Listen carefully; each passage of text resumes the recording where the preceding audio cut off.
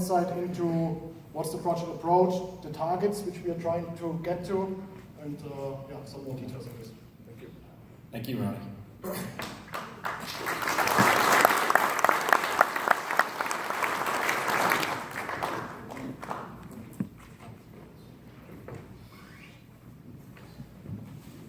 All right, Ronnie did an excellent job of explaining the principles as they relate to Porsche and what the whole purpose of our project was to determine how those principles can we implement into our processes at TechOps.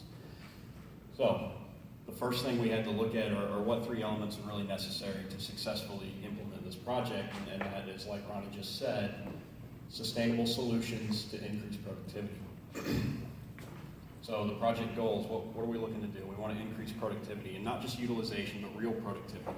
The wrench time at the aircraft, the amount of time that our guys actually get to spend fixing the aircraft. And how do we do that? The most effective means to do that is to provide what is needed to get the job done right the first time, because good work and rework are not the same things. And then the solutions we do implement need to be sustainable solutions to waste reduction. So what is that going to look like? What is it going to look like to our employees? What our employees are going to see is that we're going to remove the barriers that they experience every day when they're trying to work efficiently. Because everybody we've got comes to work and they want to do a good job and they want to get a lot done, but they run into stuff that frustrates them every single day, right? We've all seen that. The next thing our employees are going to see is that they're going to be utilized to the best of their skill set. If we have a sheet metal guy and we have a sheet metal task, it's only right to assign that guy to that task, not assign him to something else. It's going to be a waste of his time and not the best value added for his day. What are our customers going to see? They're going to see a reduced TAC. And not only are they going to see that once or twice, but they're going to see it consistently, and they'll be able to rely on it and count on it from us as a business unit. Because that's what we owe our customers, and that's how we maintain business. If people know that they can give us a broken aircraft and we're going to return it in a set amount of time, every time, they're going to continue to give us aircraft, and we're going to continue to make money. And then from a business standpoint, we're going to become a cost-competitive player in this marketplace. Now, we touched on this a moment ago. Process management infrastructure and cultural improvements are necessary to sustain productivity increases. So how do these things all relate? So our process improvements, they must be sustainable. We can't implement more workarounds. We're awesome at workarounds, and we do it all the time. It's how we get stuff out when it gets really ugly out there. Last week, we had a very difficult day as an airline, and we all teamed together, and we got back up off our knees through workarounds. We made it through that, but we don't want to have that happen again. So process revisions are what's going to prevent things like that from happening again. Management infrastructure is how we sustain process revisions. Our management is going to be geared toward managing these processes and not just firefighting. So what happens now when things get ugly, things get escalated, right? That's when we involve management. Uh-oh, something went wrong. I don't know what to do. I'm going to call my manager, right? So we firefight, and we're good at it. What we have to focus on is driving these new processes in order to sustain them. And last is culture, because culture is really the cement that's going to make this all stick. So for this to work, we have to believe in it, and we have to own it, and we have to drive it. The project's being executed in a three-phased approach. Ronnie touched on this a moment ago. First, we did analysis. During the analysis phase, we found our weak points, and we worked together to develop a concept that addressed those gaps. Now what we're in the middle of is implementation, and that's when you're going to start seeing things happening. You're going to see things changing out there, and that's why we wanted to bring this to you today, just so you're prepared for it and you understand what's going on as you see the processes evolve around you. For any analysis to be effective, it has to be system-wide and impartial. In order for us to achieve this, we got help from all these different business units that you see pictured here. We had AMTs, we had leads, we had people from interiors, we had engineering, we had planners, we had maintenance programs, we had internal logistics in the room, we had production control in the room. Because of this, we were able to use all these different sets of eyes to identify the gaps. These are the people that work these processes every single day. They're familiar with the shortcomings.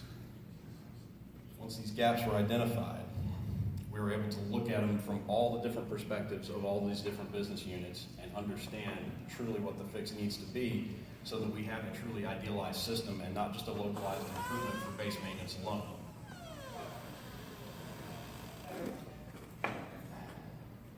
From a 30,000 foot level, here's the form that our analysis took. Here's the framework. Really wanted to highlight the value-adding activity of base maintenance with this graphic, and that's wrench time. That's what we do. That's how we contribute to the airline. The airline gives us a broken aircraft, and we put trained, skilled hands on it with the right tools to repair that aircraft. Wrench time is heavily influenced by layout, which is fed by materials and supplies. That has a big impact on how much time I actually get to spend at the airplane. Where's all my stuff, and how far do I have to go to find my stuff that's not right next to me already? All this is directed and controlled by the day-to-day visit control, your daily briefings, your turnovers, your crew briefings. And then further out, production control works with short-range planning to really set us up for success and give us a plan that's truly executable. That way we know before coming in, day one, this is what I need. Day two, this is what I need. Day three, this is what I need. Right? And even further out in advance, further than that, long-range planning and capacity planning work together to decide and build what we are really capable of as a hangar. Based on our resources that we're going to have in 2017, how much work can we actually accomplish? That's the responsibility of long-range planning and capacity planning to decide. And that gives us the ingredients for success in 2017. The interface of all these processes and people is supported by the shift structure that we use to execute maintenance day to day, and also the leadership team that drives the operation. So, against that framework, here are some of the gaps that we've identified as things that prevent us from executing to the level that we want to. We don't plan for the known unknowns way out in the future. Way out in the future, we look at work packages, MD-88C checks, for example. MD-88C check here is planned for 12 days. It does not have an LPB inspection on it. This next one does have that inspection. Still planned for 12 days. Is that right? I don't know. But should we consider it? Absolutely. Did that happen last year? No. That's one gap. Inaccurate task card estimates. Bruce touched on that earlier. That has a major impact on the day-to-day planning in a visit. If I don't have a good task card estimate for what I need to do that day, I don't know how much manpower goes assigned, right? It becomes more manual. Our leads are excellent. They can look at it and they can figure it out. But if it's already figured out and it's already in the system, it's one less thing our leads have to do to execute effectively. Material delivery. The goals of material delivery organization do not match our goals. We want our parts now, right? We want them fast. That's the way we think. If we need a part, we need it right now. Materials doesn't have the goal to deliver right now. They have a window they're targeting, and it doesn't align to our window every single time. Another hole in the cheese. And as we manage day to day, our available capacity really defines what work we get done. In a perfect world, we know what work we needed to get done, and that would tell us what capacity we needed, right? Like I said, in a perfect world. We know things don't work that way right now. So the result of all these gaps is that we see sometimes we miss tats. And if we're trying to rate the status of a visit while it's in work, we can't always tell. Like Ronnie said, if an aircraft comes in for 14 days, I don't want to wait till day 14 to know if I'm going to get the plane back or not. That has a major impact on the network. So when we correct these gaps, what's the felt impact going to be? That's what we have up here. So this is what we define as our project KPIs and our baselines. We expect our TAT to improve, and we expect it to improve consistently and be sustainable. That's why on-time delivery is on the board here. On-time delivery is really our opportunity to win and truly support the airline. If we deliver consistently on time, then the airline can count on us. Whereas if we push the last day, there's a very good chance we're going to impact the flight. We're going to have a swap, we may have a delay, and we're going to have a large group of angry passengers more than likely. We expect to maximize our utilization. As we remove the barriers that prevent people from actually being at the aircraft, we would anticipate that we'd see more time logged against the aircraft. We also expect to stabilize efficiency as we, again, remove those barriers and get accurate task card estimates into the system. And at the core of this is improving our wrench time. Doubling is our goal. And we're going to do all this without sacrificing our task completion rate and driving the need for additional maintenance events. In 2016, the remainder of this year, the sub-projects that we've defined to execute and implement this future state are focused around improving wrench time. If we get more of every shift able to be spent working on the aircraft, then it'll take less shifts to produce the aircraft, i.e. shorter TATs. If TATs are predictably shorter, we can increase our throughput. We can bring in more capital mods. We can bring in more customer aircraft, more opportunities to make Delta money, to make base money, and if needed, we can support Phil and his team better as well.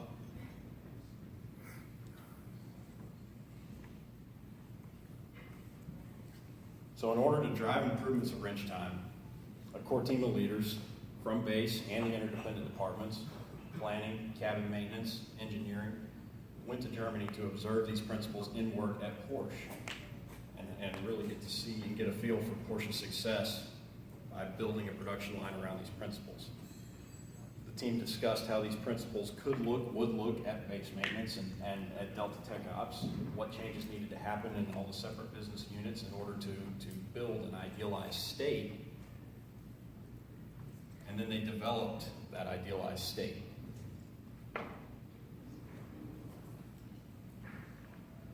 An idealized state is great. It looks fantastic on paper, but it doesn't really add any value to anyone unless there's a plan to achieve it. And like Ronnie said, what we have right now is a bunch of paper. I'm sure some of you saw it all over the war room, all over A205. A205 again has a lot of paper in it. Those are the plans, and that's the work that's going into how do we build this idealized state. So what we've designed are 7 sub-projects that are going to get us to the idealized state. First is the optimized flow. This is an idealized process that is agile, executable, and repeatable, something we can do over and over again, right? And then what feeds that is materials, tooling, and equipment. That's the kitting that you need day to day in order to be successful. Bay layout is the setup that minimizes movement and travel and will reduce waste. And then visit management and operational management, that's the driving force that's going to make sure the right tasks are being worked each day and the right manpower is assigned to those tasks. It's going to look backward at the same time and reevaluate each day's performance in order to maintain the target of that on-time RTS. And then on the larger scale, visit planning and operational management is what will set the executable plan up front and prepare us for success.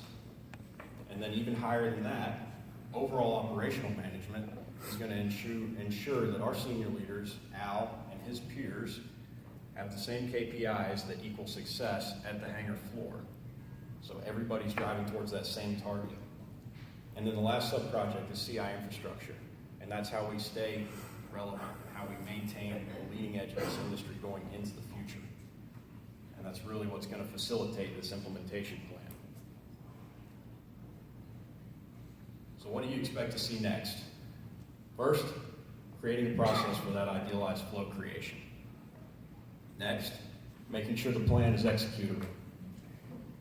Next down the list, our goal is to be able to identify problems 24, 72, and 48 hours out while in visit.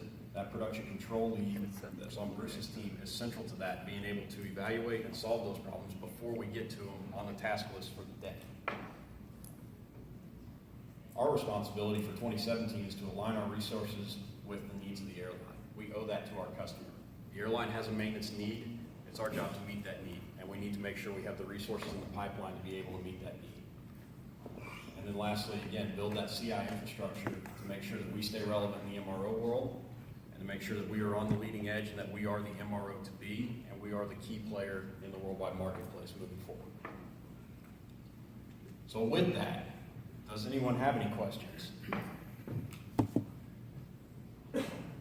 Crickets? Chuckles? Okay. What we're looking at, Ted, what kind of timeline is we aim to have all the implementation sub-projects completed by the end of the year. And we're really targeting what the work that's going on in TOC1 with the Airbus interior mods and the 737 interior mods as well, just so we can go really deep into those and drive measurable change. And then, once we've done that, then we'll look at rollout to other bays and then Minneapolis as well. Any other questions? Okay, guys, thank you very much.